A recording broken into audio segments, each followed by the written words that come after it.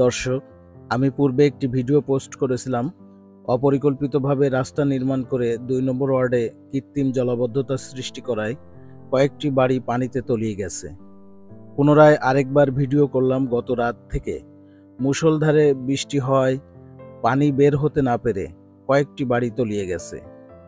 ভিডিওতে দেখা যাচ্ছে মূল সড়ক থেকে প্রায় ১০ ইঞ্চি উচ্চতায় রাস্তা করা হয়েছে, যেখানে পানি নিষ্কাশনের ব্যবস্থা রাখা হয় নাই, যার পরিপ্রেক্ষিতে পানি বের হতে না পেরে কৃত্রিম জলাবদ্ধতার সৃষ্টি করা হয়েছে।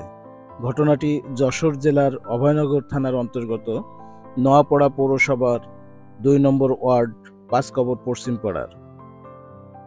এই কৃত্রিম জলাবদ্ধতার সুষ্ঠু সমাধানে এগিয়ে আসলে সকলেই উপকৃত হবে, এটাই প্রত্যাশা।